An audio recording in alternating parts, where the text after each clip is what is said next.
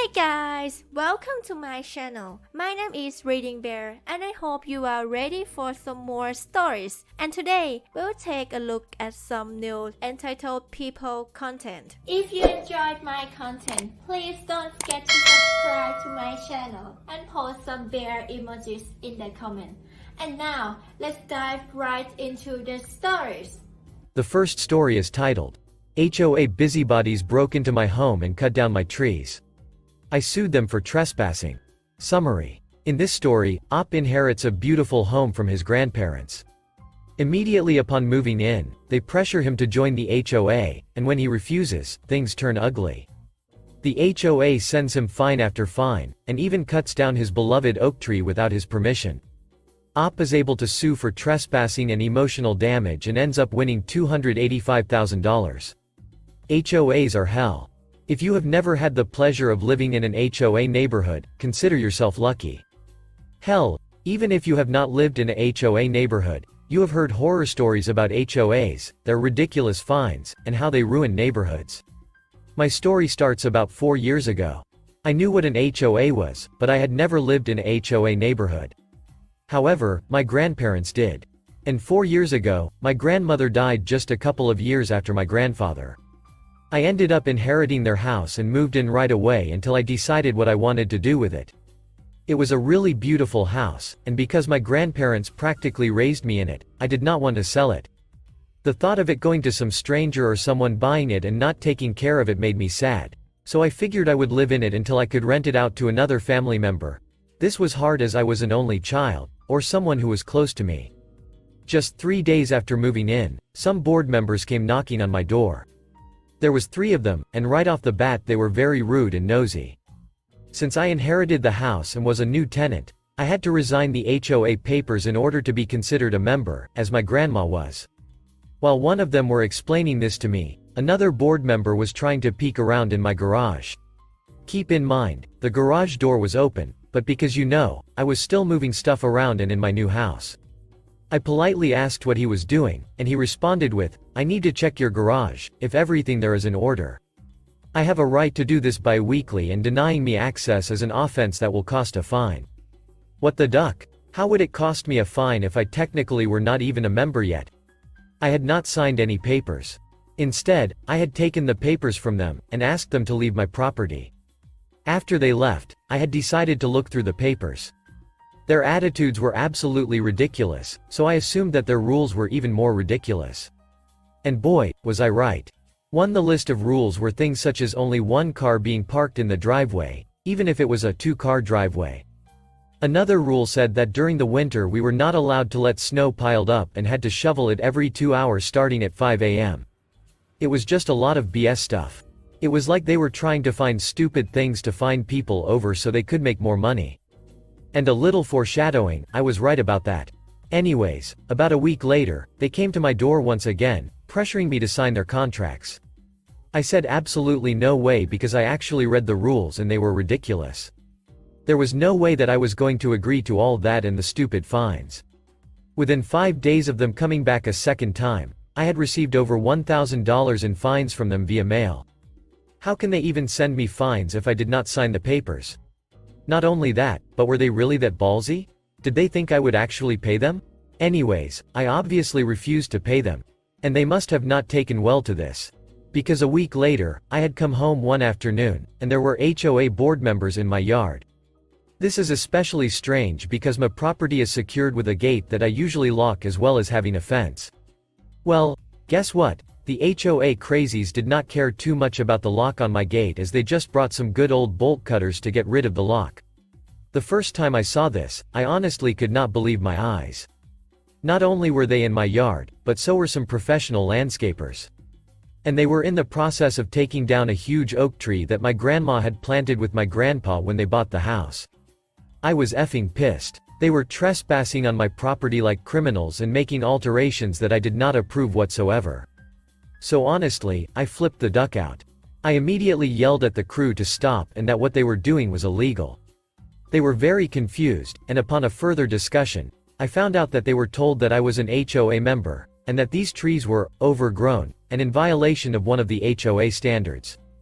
I would like to mention that by this point, the HOA board members had gotten in the car and driven off.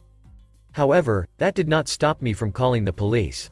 I told the landscapers that I would not charge them for trespassing if they volunteered themselves as witnesses, and also told the police officers what had happened from their point of view.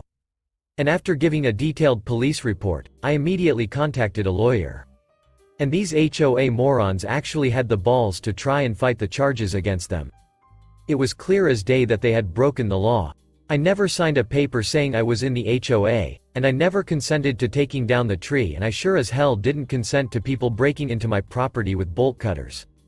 Well, I decided that after that BS I was going to file another case stating emotional distress because this tree was planted by my grandma and grandpa over 50 years ago, and now it had been destroyed. In the end, they ended up having to pay me back $285,000. But that is not actually the end. These specific board members had been committing fraud during their time so that they could generate more income for themselves. Because of this, they were now faced with even more fines to others, and had to sell their houses in order to pay for everything.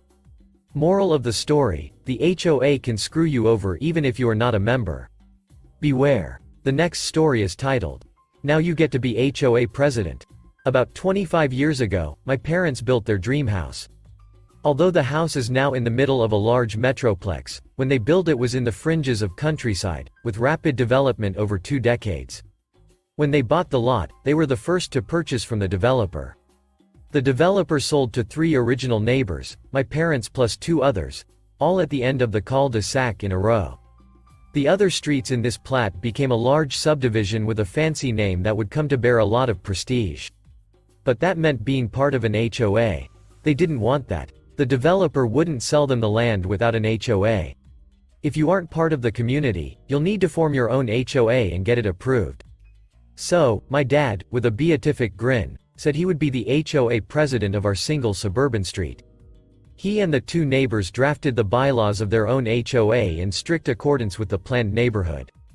But they added a special provision that the president of the HOA could name a successor, instead of having the street vote on one. Absent a majority rejection, the successor would be the president. Essentially trying to avoid terms campaigning, while still offering folks a way to dispute the HOA president, important for later. So in the winter of 1994, my father very seriously took the thick black CD binder full of laminated and hole-punched instructions and pages on how to be a good HOA president, and put that binder in the very back of a cabinet and forgot about it for the next 16 years. The homeowners of our street were not asked to pay an annual fee, and the HOA didn't police number of cars, colors of front doors, or any other ridiculous standards HOAs enforce. As it was a quiet cul-de-sac, no one did anything more egregious than the occasional reckless teenager. Then a new family built the house across from us. It consisted of 2 children, a husband, and a stay-at-home mom, Sam. We'll call Gladys Kravitz, for the Bewitched fans. Now Gladys was a real busybody. She would stand at the front windows of her house to watch, patrol which cars were using the cul-de-sac to turn around, when houses down the street held events, parties, and were using the front of her house to park, for literally a night, and sending noise complaints to the police about barking dogs. Her other neighbors' kids. There were 6 in a blended family. The other neighbors' cars, they were collectors, not even repairing cars, and other ridiculously petty things. She didn't have a job, so safety patrol became her whole identity. She would always hurry over to gossip whenever my mom was taking out the trash cans to the curb. Sadly, my dad contracted a neuromuscular disease in 2005. It got bad quickly, and he was confined to a wheelchair. I learned to drive for my hardship license in a handicap van, and we had more than the usual number of cars due to round-the-clock caregivers in the later years. Gladys decided it was time to offer help to my poor mother who was slaving absurd hours just to keep creditors at bay.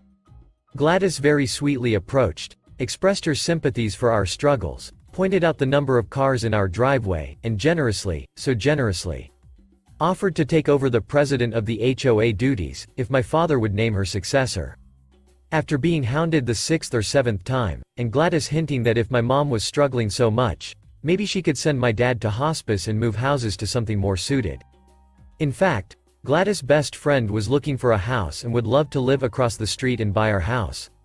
My mom fucking snapped. She basically told Gladys to stop asking, and that her husband was dying, and it was incredibly insensitive and rude to offer to kick us out of the neighborhood and take over just because she wanted clout to annoy the neighbors about letting kids play basketball after 6 p.m. Gladys responded nastily that my dad would have to name a successor because when he died, soon, the HOA presidency would revert back for election.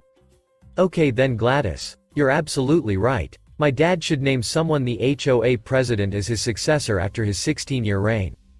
Malicious compliance activated. After my dad died, my mom found out she was named as the next HOA president in my dad's will.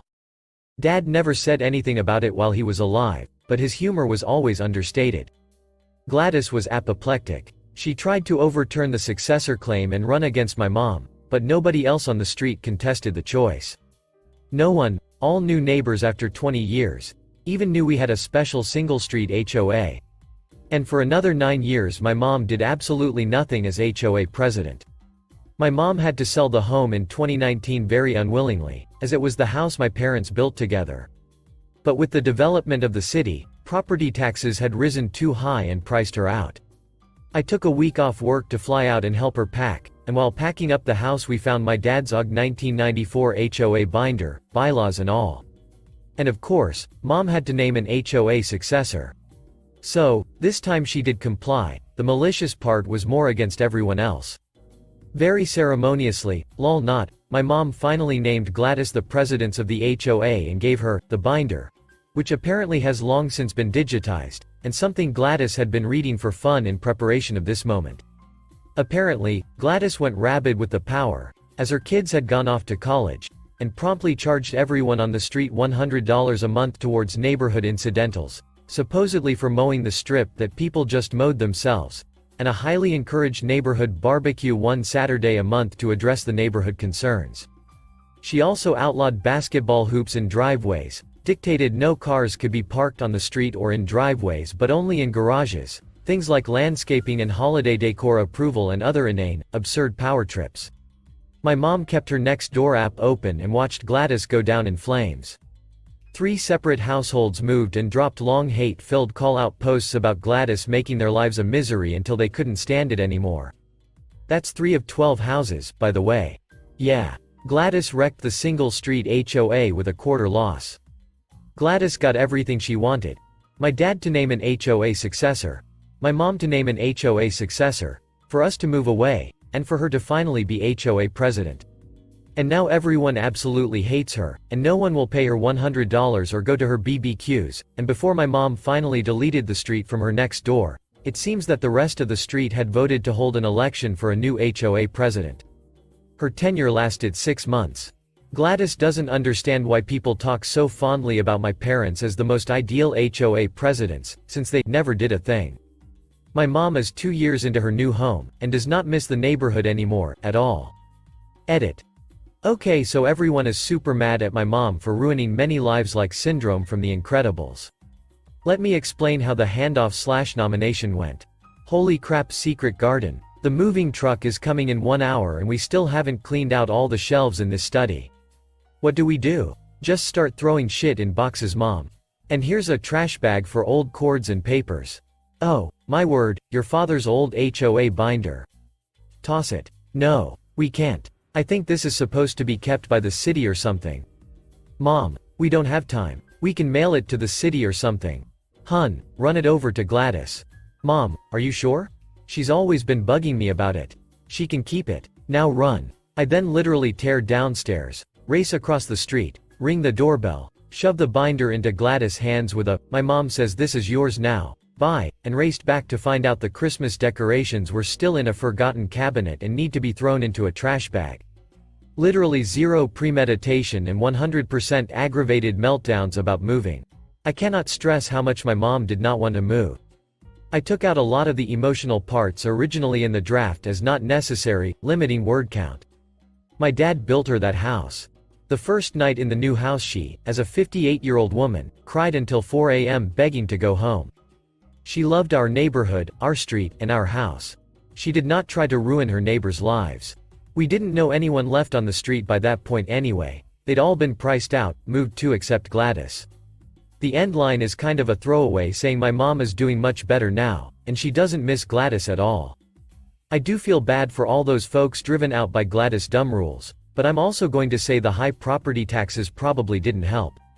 If I ever won the lottery, the first thing I would do would be buy our house back, put it in trust, and let my mom live there for the rest of her life.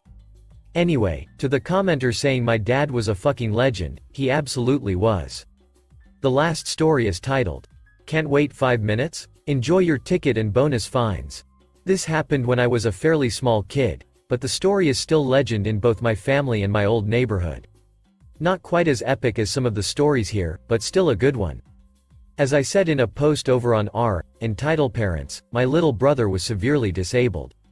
He could walk but not for long nor very well, so he used a wheelchair if we went out, as well as at school.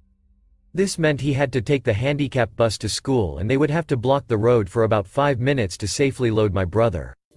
Not exactly convenient, but the bus kept to a very rigid schedule to make it easier for people to avoid them on their commute. One afternoon, we came home to discover massive tire tracks tearing up a portion of the front yard across the street from us. The people who lived there were the best neighbors ever, so no one was thrilled to think someone had damaged their yard on purpose. Apparently, a guy had been pulling out of his driveway right behind the bus each morning, then throwing a hissy fit when it stopped. The bus aide even tried coming over to speak to him one day, to explain that they have to take their time and be careful, and that if he left his house just a minute or two earlier every day, he could avoid them entirely. The guy cussed out the aide, rolled up his window, and continued with his non-stop honking. After a week of the constant honking, the a-hole must have decided he was done with waiting, so he drove through our neighbor's yard to get around the bus. This was illegal in multiple ways, including passing a school bus while the bus is loading and destruction of property. The aide once again tried to talk to the man. He once again blew up at everyone, and that started his new trend of honking for 1 minute, then driving through the neighbor's yard to get around the bus. After a few days of this new routine, the neighbor's yard was a shredded, nasty mud pit from the combo of winter rain and tires. My mom decided enough was enough and, with our neighbor's blessing, she called a different neighbor. This one was an undercover cop. The undercover usually worked on drug busts, but he made it a point to be parked a few houses down with his big work camera the next few mornings, and he snapped some fantastic shots of the guy pulling his little stunt. After 2 days worth of photos, on the third day it was a uniformed officer in a patrol car hiding just out of sight. Sure enough, the asshole honked a couple of times at the stopped bus, then went to pass. The officer immediately flipped on his lights and sirens and pulled the guy over only 2 houses down.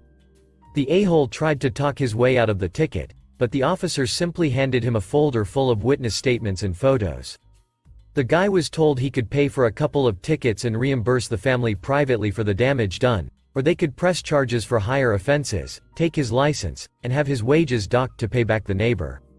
The asshole finally realized he was beat and took the pair of tickets. That evening, he dropped off a check to the neighbors to pay for the yard repairs. We never saw him again. It seemed he finally decided to take a different route to work. Thank you for listening.